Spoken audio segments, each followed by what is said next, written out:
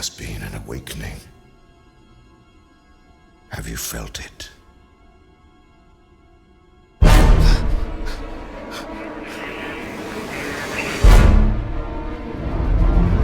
Welcome to Kermode Uncut. Hope you had a good Christmas and New Year break, and I hope you enjoyed my rundown of my favourite and least favourite films of 2014. Well, that's all behind us now, and I promised at the end of the last blog that this one I would look ahead to the films coming up in 2015. I always say, when people say, which films are you looking forward to? The thing I'm really looking forward to is the film I know nothing about, the film I don't expect, the film that really surprises me. However, just for the purposes of this blog, let's look ahead at what's in store for 2015. You're here for a reason. You believe that, right? I'm here for a reason. Little trouble there. So coming up in the very near future, Whiplash opens next week. This is a big awards contender. I have to tell you in advance, I really liked it. And saying that I really liked a film about drummers is really something. Then on towards the end of January, we have Paul Thomas Anderson's Inherent Vice. Now, this has really divided audiences and critics. Some people absolutely love it, some people absolutely hate it. I'm somewhere in the middle. I'm a huge Paul Thomas Anderson fan. There are things about it which I think are brilliant, there are things about it which don't work quite so well, but I'll be very, very interested to see how everybody else takes to it, because as I say, it has proved enormously divisive. Choto, Kinichiro, dozo, moto pancake. Moto pancake. Moto pancake. Hai. Hai. Hai. On to February, we have the release of Selma, which again is shaping up as a big awards contender on both sides of the Atlantic. You march those people into rural Alabama, it's got to be open season.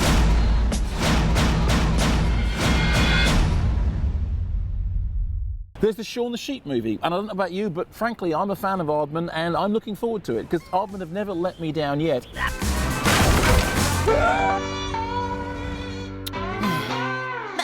Then on Valentine's Day, the big release of February is, of course, 50 Shades of Grey. Now, I know what you're thinking. The temptation is just to dismiss 50 Shades of Grey out of hand. But look, I haven't read the books, but I have seen the movies of Sam Taylor Johnson. I think she's a very interesting filmmaker. She made a very good short some years ago called Love You More, which, as far as I'm concerned, suggests that she may have done something interesting with 50 Shades of Grey. Let's keep our fingers crossed, and let's not judge it until we see it.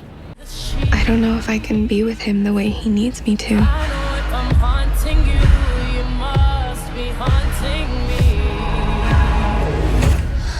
Also in February, It Follows, a horror movie about which I have heard nothing but good reports, which frankly always worries me because it kind of seems like I'm setting myself up for disappointment. But then, on to March, Chappie, the latest movie from Neil Blomkamp, starring Charlotte Copley, Dev Patel, Sigourney Weaver and Hugh Jackman. Now, there is a new Terminator movie coming out in 2015, Terminator Genisys. But frankly, if I want a robot movie, I'm going to put my money on Chappie.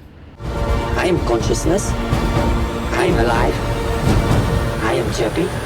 On to May, and we see the return of Mad Max in Fury Road. Mel Gibson is now out of the picture. Tom Hardy and Charlize Theron are top-lining, but director George Miller is returning.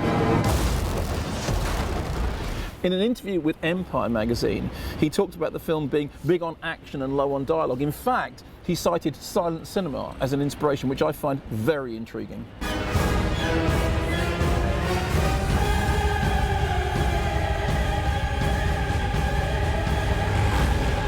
Come June, and the fact is, I can't deny that I'm really excited about the Minions movie. But Ooh. Yeah! Oh. Now, of course, for me, the real excitement of 2015 is in the second half of the year. In October, looks like we're going to get the release of Guillermo del Toro's Crimson Peak, a chiller starring Tom Hiddleston and Jessica Chastain. Now, as you know, I've been a huge fan of Guillermo del Toro right back from the days of Kronos and The Devil's Backbone, and it looks like this is something of a return to his roots. In recent years, he's done huge, spectacular movies like, for example, Pacific Rim, but this looks like it's closer in tone to Guillermo del Toro's early films. Whatever it turns out to be, he has never made a film that has left me disappointed. I'm always excited to see what he does, and I am really, really excited about Crimson Peak. Incidentally, while we're talking about Tom Hiddleston, who stars in Crimson Peak, Tom Hiddleston also features in Ben Wheatley's forthcoming adaptation of J.G. Ballard's High Rise. It doesn't yet have an exact release date, but that is going to be something special. It's a book which for many years people have talked about adapting. The problem is it's unbelievably grim. What can Ben Wheatley have made of it? Can't wait to see. Then on to November, and we finally get the conclusion to the Hunger Games saga, the Hunger Games Mockingjay Part 2. Now, I really want that film to be great, partly because Mockingjay Part 1 felt to some extent like the series was sort of holding its breath. There was a lot of exposition because we knew that the big confrontations were coming. But also it's going to be very difficult because if you've read the novels and if you know the way the story climaxes, it's kind of it's a hard sell. It's not an easy movie to pitch. So far they've been pretty faithful to the books. I wonder what's going to happen in that final installment, which also, incidentally, looks like being the final screen outing for Philip Seymour Hoffman. Now, of course, there's loads of other big blockbuster movies coming in 2015. I know many of you will be excited about. There's Avengers, Age of Ultron, there's Mission Impossible 5, there's Spectre. But the film that I am really eagerly awaiting, and I never thought I'd say this, is the new Star Wars movie. That's right, I have finally gone over to the dark side and I am looking forward to Star Wars The Force Awakens. Why? Well, because if anyone's going to make me interested in Star Wars, it's J.J. Abrams. I think he's a really exciting filmmaker. I think he has a passion for the project. He's a fan, but not a fanboy.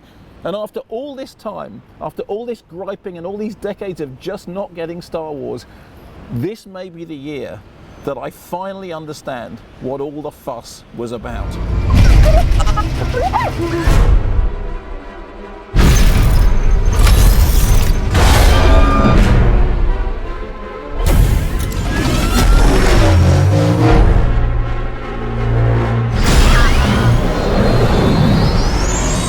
So that's how the year ahead looks to me right now. Now, as I said before, I know when I get to the end of the year, probably my favourite films will be films I haven't mentioned, films I don't know anything about, films that are going to surprise me. But what about you? What are you looking forward to? And what are you worried about? I mean, look, on the good front, there's no new Transformers movie this year. But what are you looking forward to? And what's giving you the heebies? Oh, hello, papagena. Tu le bella con la papaya.